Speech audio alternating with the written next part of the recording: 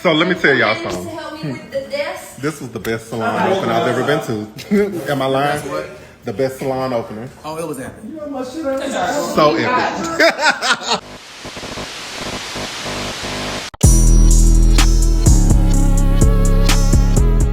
What do it then, y'all? This girl such a craziness. I'm coming to you and you with another word on the street segment. Make sure you like, come subscribe, and share this video. So, baby, we finally get to see what was going on with the going on at Kenya Moore Hair Spa when she had exposed Miss Brit. Now, it was a lot of stories going on last year about what happened, what was said, this and that, how, you know, Kenya, she did what she did, but Brit was there. Then it turned around, Brit wasn't actually in the building when Kenya did what she did.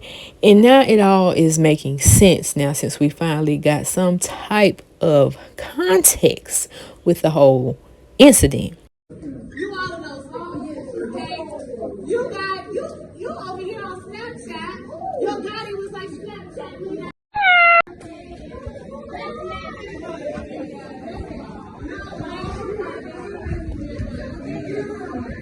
You are paying for all of my dad.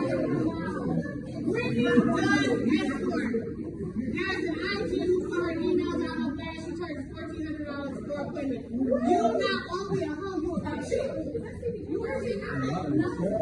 You all cover the magazine, being a guy, you cover the magazine. You all of those long years. Now, I'm going to say this. This is my opinion. This is what I feel. Episode 1. Going back to Shamea's grand birthday party, okay, with that Rolls Royce. Now, all of this was over a hug because she didn't really acknowledge you how you wanted her to acknowledge you. And then she shaded your butt, basically calling you HO already. But we ain't even going to go there. Good neighbor, State Farm is there. So, and she also shaded, you know, your ring or whatever. And she didn't know if you was married or engaged. You know, it's just Kenya. She going to throw the shade, but you got to be able to come back with something even better. Because she liked to go tit for tat. And apparently she knew you couldn't play the game and you let your emotions get the best of you. That was that. Then we took it to the episode from last week where she was really trying to pay your butt dust. And she was like, I'm going to let you have your moment. You was like, basically up that moment. Then it led to you getting in your feelings. And granted, when you are mad, you will say the craziest things. And hell, you probably mean that at that time because that's how you feel. But you threatened the lady. Let's just put it out there. You threatened her. Okay, when you was talking about some pum and whips and all that stuff, okay? You did that. And Kenya, she noted that and she wanted you off the show, but you didn't, you know, it didn't happen. In turn, she got her ass off the show. It was just like, oh my gosh. But back, stay focused. And granted, that's why the good book says, be slow to anger. Be slow to anger because your actions and that tongue of yours can lead you into a dangerous game that you don't want to be playing with. But neither here nor there. And it's a clip surfacing. I don't know if you're talking to somebody that slid up in your husband DMs or whatever, but you was going off talking that same talk. You was talking to King. I'm just saying. So it's kind of like a pattern. You need to control that anger of yours, period. And responding back to you, host, how does that feel? And then it leads up to Kenya doing what she did at this opening. Now, my thing with Kenya is this was your moment. You saw how they did you in that soft opening when they didn't show none of what you filmed. When we had Candy, your other good friend, Sheree, you know, the cast from, what season 15? Was it season 15? Yeah, because it's season 16. So, yeah, they didn't show none of that. But we got some of that on social media. But I feel like Kenya was like, okay, one, I want to get Brit back. And I'm going to get her back in a way she will never, ever forget. That was one. Two, you want to get back at production. You was like, okay, y'all didn't give me my camera time when shit wasn't, you know, drama filled. It was, you know, good, nice, promote my business. So I'm going to turn up on y'all as well. I'm going to give y'all a moment. And this is going to be the talk of this season. And basically, that's where we at. It's the talk of the season. Kenya was trending all last night. And I think she's still trending today. So that just shows you she is part of making good TV. Granted, no, not what she did was right. Not what she, neither one, at this point, neither one was right. Two wrongs don't make a right. And that's just what it is. But Kenya went to HELL when she did that. And I'm like, you know what? We can't tell people how to react when they feel threatened or whatever. But baby girl, that wasn't the right time. You let that girl have your moment. Because that's all we talking about now.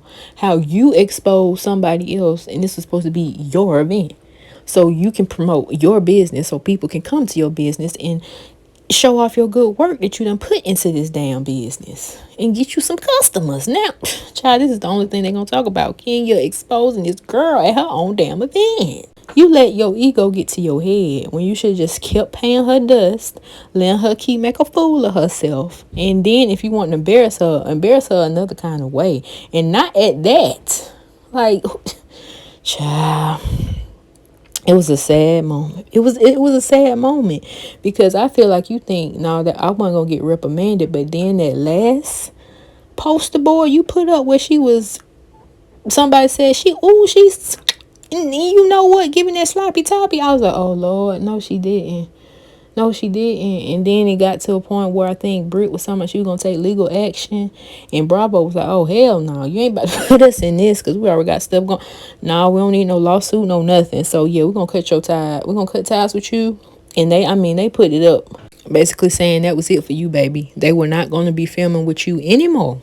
This is my idea. I think you need to bring Kenya on the damn reunion. Y'all need to solve this shit out. Period, point blank. Because she probably brought y'all one of the highest watched episode in a minute that y'all done had for Real Housewives of Atlanta. Because, baby, I don't know where we're going to go from here. Because that was like the height. That was the climax. And this what, episode 6?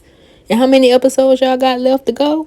Like, what are we really going to talk about? And you still gonna use Kenya for views because y'all gonna be talking about the aftermath, how people felt. Hell, we got people coming out now. Speaking of that, so Kenya did take to her Instagram and she wrote this little biography, okay? She wanted to just, show appreciation and all that. So she says, you have been my besties for the last 12 years and I love and appreciate you so much. Last year, you cried with me when all of my hard work from the salon was cut by production and none of it was shown. I want to thank all of my friends who showed up for me and who support me on a regular basis, who love me down. At Miss Lawrence, thank you for gracing us with your presence. You are a star. I hope to turn our segment into a TV show, God willing. Special thanks to my event planner who always throws the most stunning events. Thank you to the gorgeous models who helped me make Kenya more hair care. So iconic. To the cast of Real Housewives of Atlanta season 16, I wish you all an incredible season. To my family and friends, thanks for loving me, flaws and all. Thank you to all the stunning women who have patronized Kenya Moore Hair Spa. I love making you look beautiful. Love and blessings to all of you. Some of Kenya's friends came out. Candy, she showed love. You got her friend that, did her appearance here and there on last season. AK, she said, all I'm going to say is you were provoked and antagonized for 4 episodes. You were the best version of yourself during every single encounter with every single cast member. The moment the threat was made was the moment action should have been taken. Instead, you were called a liar and told you didn't hear what you heard. Everyone involved played in your face. So what's a girl to do? I don't blame you for taking matters into your own hands and finding out where the skeletons are buried. While I'm here, a friend to everyone is a friend of no one. And don't stab me, then try to control the bleeding.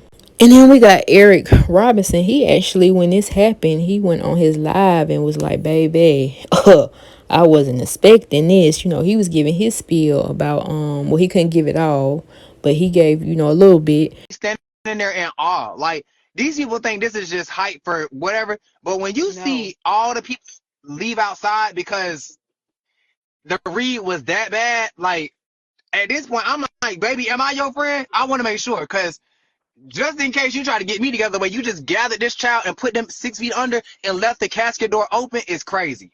And so he goes to say, Kenya chose to defend herself by throwing provocative, explicit shade that even Satan couldn't recover from. Brit threatened Kenya with a literal pew pew, but there wasn't no outrage. I understand people didn't agree it was the right setting and time to do so. Oh well, Kenya is still that girl, and she been that girl, and she always gonna be that girl. Remember what she had said that? Okay, well, she used the B word, but y'all get it. And Brit should have just left her alone because she's not the victim in this case. We all know Kenya gonna take it there if needed, and she knew that. She knew that, and I'm like thinking like, you knew you was provoking Kenya, so you was like, you know what? I'm gonna push her off the damn ledge, and that's what you did. That's what you did, because maybe you wanted her to get fired so you could take the lead and be the head BIC in charge. I don't know. That's just my thoughts. That is just my thoughts. Now, while everybody giving their opinions on social media, Brit took to her Instagram and she posted this video right here. And in the caption, she put, "And I'm still here." I was like, oh my goodness. And guess who was under the comments, baby? Portia. And Portia gonna put still with the fire emoji. I'm like, oh, well, we don't see whose side you was on. But at the end of the day, her and Portia, Kenya and Portia weren't really friends to get go. They were being cordial. Let's just keep it a butt. Let's keep it a bean. Then Brit gonna put that part. And she also put negativity will be blocked. Enjoy your day. Tune in tonight.